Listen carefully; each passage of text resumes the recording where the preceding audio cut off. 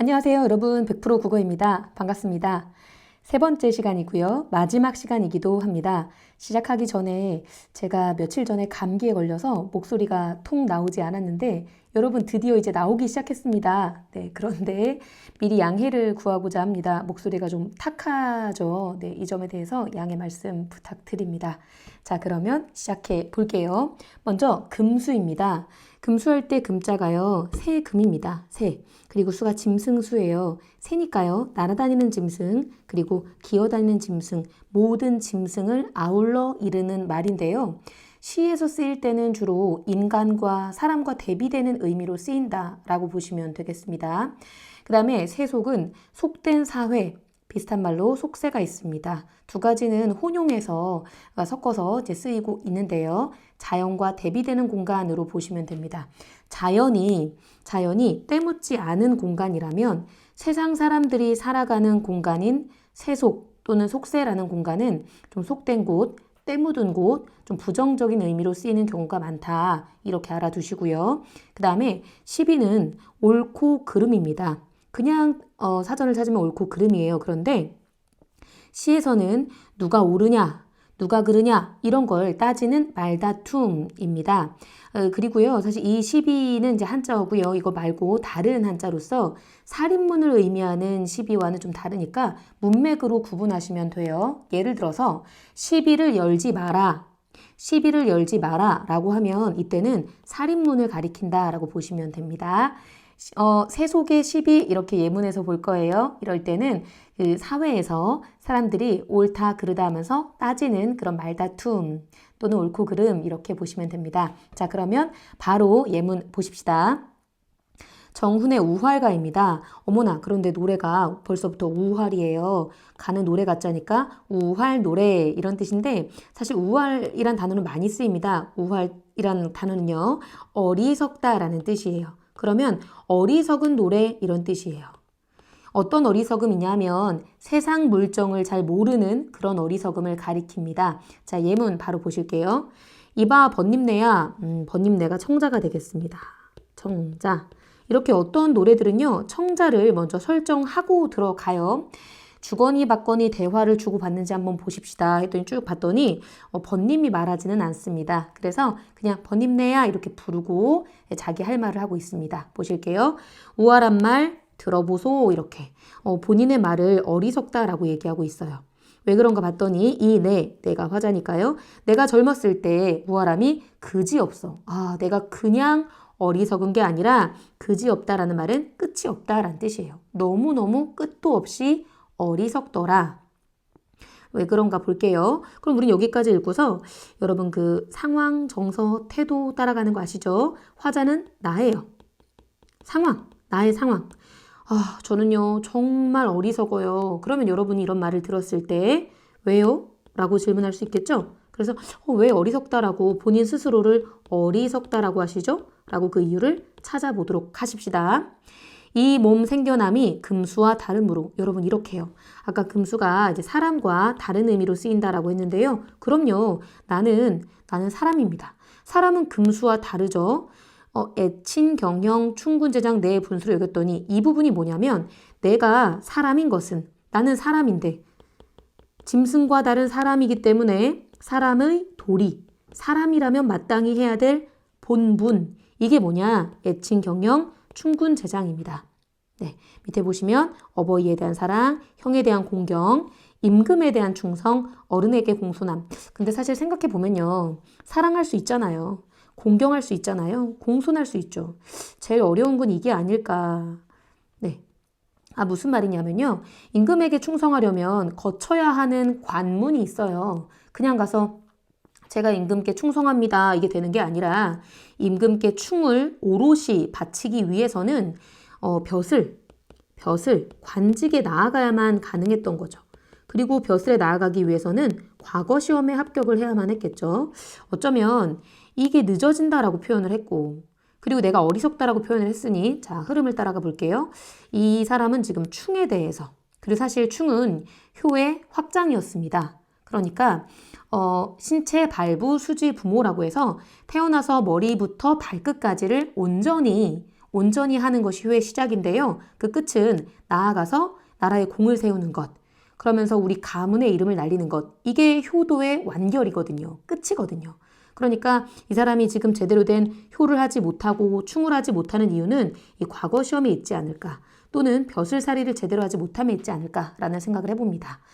평생 우활은 날 따라 길어간다. 평생 우활은 날 따라 길어간다. 길어를 깊어라고 해석하기도 하는데요. 어쨌든 길게 또는 깊게 이어지는 벼슬살이를 제대로 하지 못하거나 또는 그로 인해서 충을 제대로 하지 못하거나 또 그로 인해서 효를 실현하지 못하는 효도 실현하지 못하고 충도 실현하지 못하는 이 두 가지는요. 유교적 가치입니다. 유교적 가치를 실현하지 못함으로 나는 이것을 실천하지 못함으로 사람의 도리를 실천하지 못하는구나. 그러므로 나는 어리석다라고 스스로를 탄식하고 있는 것이지요. 아시겠죠? 여러분 다시 한번 정리. 효와 충을 실현하지 못하는 자기 자신에 대한 탄식이구나. 이렇게 이해하시면 되겠죠. 그리고 우리가 이제 앞에서 봤던 단어 세속과 시비가 이렇게 나와 있는데요. 세속의 시비 듣도 보도 못하거든. 이 말은 자 여기서의 세속 그리고 시비 세상 사람들이 사는 공간이었어요. 그런데 세속의 시비니까요. 여기서는 이런 의미로 받아들여 주시면 좋을 것 같아요. 그러니까 우리가 뭐가 옳고 그름을 따진다라는 건 뭐냐면요. 어디 시장에 가서 싸우고 막 이런 게 아니라 조정에서 올바른 정치를 위하여 다투는 거죠. 당쟁을 한다든지. 그런데 건전한 그런 토론은 필요합니다. 건전한 다툼은 필요해요. 나는 그 조정에서 하는 그런 다툼도 보지도 못하고 듣지도 못한다. 이 말은 아까 우리가 단서를 좀 봤었죠. 벼슬길에 나아가지 못했구나 라는 걸 알 수 있기 때문에 이 몸의 처지 이런 걸 듣도 보지도 못하는 즉 나라의 어떤 조정의 큰 일에 충을 실현하는 일에 참여하지 못하는데 100년을 근심할까 뭐뭐 할까 서리법 같죠. 100년 본인의 100년입니다. 한평생 이렇게 내가 나라의 큰 일을 이루지도 못하는데 내 한평생 내 한몸의 어떤 안위 이런 걸 근심할까 근심하지 않는다라는 얘기입니다. 그리고 우월할샤 그토록 우월할샤 하면서 탄식하면서 마무리가 되는 거죠. 여러분 첫 번째 어떠셨나요? 금수 짐승과 다른 사람의 도리 그리고 세속 사람들이 사는 공간 그런데 좀 때 묻은 공간 여기서는 사람들이 그 다투는 공간 조정이었고요. 그 다음에 시비 옳음과 그름 또는 옳고 그름을 따지는 말다툼이었습니다. 자 그러면 넘어가 보실게요. 또 다른 예문입니다. 노련의 분노 탓에 잠깐 보고 오실게요. 자, 노련의 분노 밑에 나와 있습니다. 노련의 분노, 주나라를 버리고 진나라 왕을 천자로 부르려는 것에 대한 노련이란 사람의 분노. 고사구나. 여러분, 그 모든 고사, 올드 스토리, 이 고사들을 여러분이 다 아실 필요는 없습니다. 이 고사를 통해서 무슨 말을 하고 싶은지가 중요해요. 무엇을 말하고자 하는지 그 메시지, 그 시사하는 바, 이게 중요합니다. 여기서는부터 이제 보시면 되는 거예요. 여기서는 명나라를 버리고 청나라를 섬기는 것에 대한 여러분 이 사건은 좀 아셔야 되겠죠. 명나라하고 이 조선이 친하게 지냈습니다. 그래서 우리나라에 임진왜란 때 일본이 쳐들어왔을 때 명나라가 구원병을 보내기도 했었죠. 그런데 명나라의 세력이 이렇게 약해지고 반면에 이 청나라가 들어서게 되면서 한나라의 왕이라고 일컫는 존재가 둘이 돼버리니 이런 상황에서 청나라가 친하게 지내자라고 하지만 당시 왕이었던 인조는 친명 배금 정책 나는 명나라랑 친할 거야 배척할 거야 청나라는 이렇게 해서 친명 배금 청나라의 옛 이름이 금입니다. 나는 지금 청나라는 배척할 거야 해서 쳐들어온 게 바로 병자호란 그 병자호란 이후를 가리키는 겁니다. 우리가 이 명나라를 버리고 청나라를 섬기는 것이 어떤 자의에 의한 게 아니고 스스로의 의지에 의한 게 아니고 병자호란의 결과 우리가 이제 패배를 했기 때문에 청나라를 섬겨야 되는 그런 상황이 된 거죠. 그러니까 노련의 분노를 보고 이 뜻 확인하시고 청나라를 지금 섬기는 것에 대한 분노 그러니까 화자는 청에 대해서 반감을 갖고 있구나. 이거를 먼저 알고 들어갈 수가 있습니다. 당연히 있었겠죠. 없는 사람이 없었을 겁니다. 나라를 쑥대밭으로 만들고 수천 명의 사람들을 인질로 잡아가고 우리 세자하고 왕자도 잡아가고 했기 때문에 이 채득기라는 분도 그 중에 한 분이었을 거예요. 자, 그러면 계속 가봅시다. 노련의 분노 탓에 속세를 아주 끊고, 자, 그럼 여기서 한번 끊어지면요. 이 앞에 게 원인입니다. 그리고 뒤에 거는 그 결과겠죠. 나는 속세를 끊었다. 그 이유는 이 청나라에 대한 반감 때문이겠죠. 그리고 여기서의 속세가 세상 사람들이 사는 공간. 그리고 보통 이제 속세의 반대는 앞서 말씀드린 것처럼 자연이었기 때문에 이 사람도 자연의 공간으로 들어가게 됩니다. 발 없는 구리솥 하나 전나귀에 싣고서, 전나귀가 이제 다리를 저는 나귀잖아요. 구리솥도 다리를 저는 나귀, 또 발도 없고 뭔가 풍족하거나 풍요로운 그런 게 아닙니다. 네, 발도 없고 나귀는 발을 절고 이런 상황에서 추풍 부는 바람, 가을 바람 부는 돌길로 와룡강에, 자, 여기 공간만 체크해 볼게요. 여기 찾아와서 천주봉 석굴이라는 돌로 된 그 굴 아래에 초가멱한, 자, 여기가 바로 이 사람의 은거지가 되겠습니다. 여기에 숨어 사려고 하는 거죠. 이제 속세를 떠나서 여기에서 지내고자 합니다. 고슬단 행하방에 정자터를 또 정자까지 또 이제 닦아서, 낮에야 일어나고, 원래 아침 일찍 일어나시잖아요들. 근데 낮에야 뭐 조정에 나가거나 그럴 일도 없습니다. 천천히 일어나고 새 달이 돋아올 때 지돌이 없는 거정문과 울 없는 가시사립, 보시면 문도 있고 사립도 있지만 이 지돌이가요 돌적인데요. 돌적이는 문을 잡아주는 이제 새로 된 이런 부속품입니다. 하지만 이것도 없는, 또 울도 울타리인데요. 제대로 된 울타리도 없는 사립, 이렇게 해서 좀 초라한 거처긴 하지만 여기서는 보시면 뭔가 초라한 그런 이미지예요. 하지만 중요한 건 이런 객관적인 상황이 아닙니다. 이것도 없고, 뭐가 자꾸 없거든요. 이거 없고 없거든요. 하지만 적막한 산골에, 공간, 적막한 산골에 손수 일군 이 마을이 더욱 좋다라고 하고 있습니다. 여러분 잘 아시는 그 한자성어 있죠. 안빈낙도, 가난하지만 마음을 편안히 여기면서 도를 즐기다, 이런 뜻과 분수에 만족하는 안분지족, 이런 단어들이 생각이 납니다. 생애는 내 분수라. 어이구, 이거 보세요. 분수, 안분, 분수에 만족하는 거죠. 이 생애, 이 한 평생은 내 분수인데 담박하다, 소담하다, 이런 말도 있어요. 담박하다는 욕심이 없다, 깨끗하다, 이런 뜻이에요. 욕심이 없다, 깨끗하다, 소박하다. 이렇게 소박한들 어찌하리, 괜찮다, 이런 얘기입니다. 그러니까 여기서 좋다, 어쩌겠느냐, 만족감이 드러나는 거죠. 자, 12영욕 다 버리고 갈매기와 늑자 했는데 뭔가 사건이 벌어질 것 같지 않습니까? 여기까지는 12. 자, 우리 아까 배웠던 단어 나와 있습니다. 12. 옳고 그름. 여기서는 다툼이라고 해석하는 게 좋겠죠. 다투는 소리들, 다투는 것들. 영은 부기영화이고요. 욕은 욕된 거예요. 치욕스러운 것. 이것도 알고 가시자고요. 그러니까 뭔가 부기영화, 명예로운 거, 또는 부기영화, 또는 욕은 욕된 거, 치욕스러운 거. 이 속세의 관직 생활을 하다 보면 명예로운 순간도 있겠지만 치욕스러운 순간도 있을 거예요. 그런 플러스적인 거, 마이너스적인 거 그냥 다 버리고, 갈매기, 자연의 대유겠죠? 자연의 대유. 자연과 함께 늙자, 자연 속에서 늙어가자 했는데 무슨 재주 있다고 나라에서 아시고, 나를 알아보시고 쓸데없는 이 한 몸을, 이게 나죠. 내가 쓸데없대요. 네, 겸손한 표현입니다. 도와달라고 부르는 겁니다. 나라에서 나를 찾고 있어요. 망극하다, 끝이 없다란 뜻입니다. 그 감사함이 끝이 없다란 얘기예요. 감사함이 끝이 없다.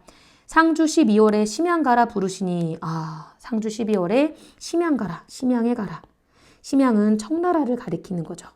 즉 청나라의 인질로 잡혀있는, 이런 건 여러분이 사실 모르셔도 되지만 참고로 인질로 잡혀있는 그 세자와 왕자를 데리고 와라 라고 이제 부르시는 겁니다. 어느 누구 일이라 잠시인들 머물겠느냐, 명을 받자마자 머물지 않고 가겠다, 빨리빨리 가겠다, 이런 얘기입니다. 임금 은혜에 감격하여 감사합니다.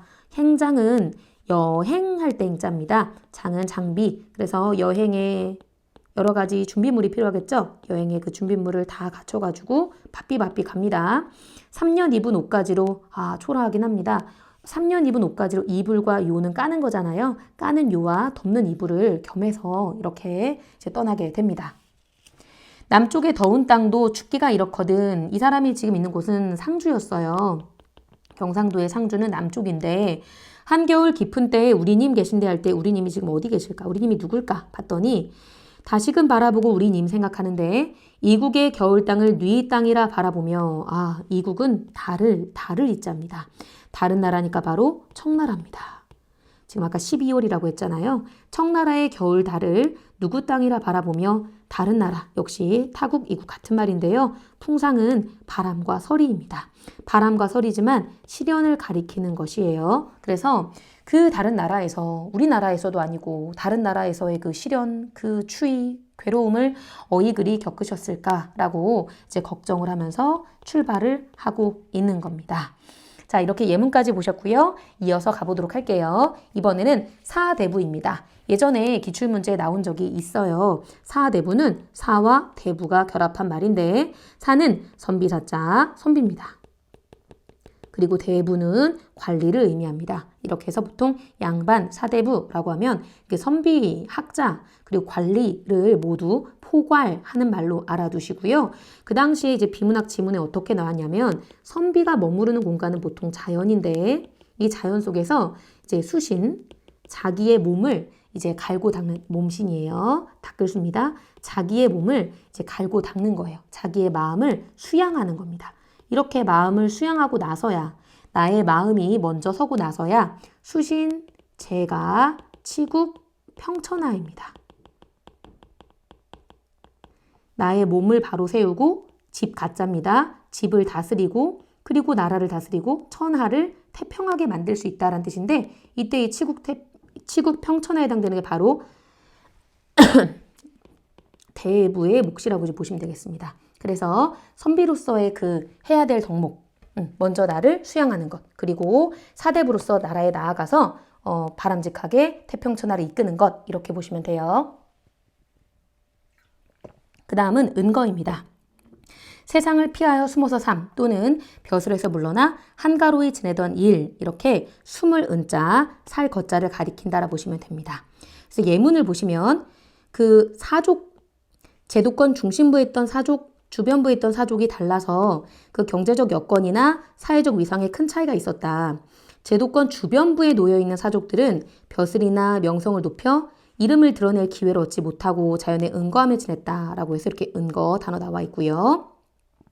그리고 사실 그렇지 않은 분들은 중심부에 있었던 분들은 열심히 나라의 정치를 이끌었겠지만 주변부에 있던 분들은 이제 은거하는 경우들이 있었다. 그러면서도 언젠가는 벼슬길에 나갈 기회를 얻어 이상을 실현하겠다는 그 포부를 버리지 않는 이들도 적지 않았다. 이렇게 보시면 됩니다. 자, 다음 이어서 가볼게요. 무정하다입니다. 무정하다는 정이 없다, 쌀쌀맞다 이런 뜻이고요. 정이 없다. 성은은 성자가 성스러운 존재, 왕을 가리키기 때문에 왕, 임금의 은혜를 말하는 겁니다. 이어서 채득기의 봉상곡 예문으로 보실게요. 내 몸의 생사야 깃털처럼 여기고, 아이고야, 생사. 사느냐 죽느냐 즉 목숨일 텐데요. 나의 목숨은 깃털처럼 가볍게 여긴대요. 왜요? 이 왕명조와 다니리라 이렇게. 그러니까 왕의 그 명령이 나에게는 목숨보다 중하다라는 그 충사상이 반영되어 있는 거죠. 있거라 가노라 가노라 있거라. 아까 우리가 앞서서 뭘 봤냐면 이 채득기 공이 왕으로부터 명을 받아서 청나라에 가야 되는 상황입니다. 그런 상황에서 나는 이곳을 떠나고 있습니다. 무정한 갈매기들은 아이고 요거는 화자와 좀 대비가 되네요. 나는 이 공간, 이 은거지가 너무 좋은데 갈매기들은 다시 한번 나는 여기 올 거야 라고 내가 맹세하는 걸 비웃지만은 웃습니다. 하지만 임금의 은혜가 만극하니 끝이 없으니 그 성은을 은혜를 다 갚고 미션을 완료하고 임무를 완수해서 다시 이곳에 돌아오겠다. 이렇게 맹세하면서 다짐하면서 아쉬워하면서 이렇게 떠나게 됩니다. 자, 그리고 다음 단어. 여러분, 소는 연못입니다. 여기 왼쪽에 이렇게 물수도 있죠. 물수. 씹사리 노래를 좀 보실게요. 얼마나 많이 울었냐면 열쇠무명 밤물 치마가 다 젖어버렸어요. 눈물 때문에. 과장법이 좀 들어가 있긴 하지만 그만큼 많이 울었다는 뜻이에요. 그리고 울면서 콧물도 이렇게 흘리잖아요. 다 젖었어요. 울었던가 말았던가. 아이고, 자면서도 이 베개를 우리가 베고 자잖아요. 자면서 막 울어요. 여기가 막 다 젖어버렸어요. 근데 이 젖는 그 눈물이 다 연못을 이루었대요. 과장법이죠. 근데 그것도 연못이라고 거위 한 쌍, 오리 한 쌍 이 정체가 뭐냐라고 해석들이 분분한데요. 사실 이제 자녀들, 아이들, 네, 연못에 살기 위해 들어오는 이게 어떻게 보면 굉장히 좀 슬프면서도 짠하면서도 이런 건데요. 내가 시집살이로 해서 너무 슬퍼서 눈물을 흘리는데 그 나의 눈물샘에 자식들이 살겠다고 들어오는 이런 상황. 눈물로 키우는 자식들? 뭐 이렇게 볼 수도 있을 것 같습니다. 자, 그래서 단어 무정하다, 정이 없다, 성은은 임금의 은혜, 그리고 소가 연못이었습니다. 그리고 넘겨서 내외를 보실게요. 내외는 원래는 안과 밖을 아울러 가리키는 말이에요. 근데 이 안의 존재인 여자를 가리키고요. 그리고 밖의 존재인 남자를 가리켜서 남자와 여자가 서로 마주대하지 않고 피하는, 남녀는 구별이 있어야 한다는 남녀 유별입니다. 많이 나오는 기본 개념이고 우리 어떤 관습적인 것이기도 했기 때문에 알아두시면 좋겠어요. 예문 보실게요. 조선시대는 내외법이 철저하게 지켜졌다. 내외의 의미는 단순한 남녀 유별이었지만 실제로는 남녀에게 동등하게 적용되지 않았고 주로 여성들의 삶을 규제함으로써 문제가 발생하지 않게 하였다. 가령 여성들은 가능한 한 문밖 출입을 자제해야 했고 결혼을 하면 친구들과의 놀이는 물론 친정 나들이까지도 특별한 경우를 제하고는 금기가 되었다. 또한 가난한 서민 여성의 경우는 남녀의 역할 분담에서 가사뿐만 아니라 생계 유지까지 이중적 역할을 감당해야 했다. 이렇게 남녀의 좀 차별적인 그런 처지에 대해서 잘 나와 있지요. 내외는 남녀 사이에 서로 마주대하지 않고 피하는 것인데 여성에게 좀 더 엄격하게 적용되었다. 이 개념으로 알아두시면 되겠습니다. 여러분 여기까지입니다. 목소리가 좋지 않아서 듣느라 힘들지 않았는지요? 네, 미안합니다. 그래도 이렇게 강의를 강행해야만 했는데요. 그래도 들어주셔서 감사합니다. 우리가 함께한 이 시간들이 여러분에게 정말 밑거름이 든든하게 되어서 고전 시가가 좀 더 쉬워졌으면 좋겠습니다. 고생하셨습니다. 감사합니다.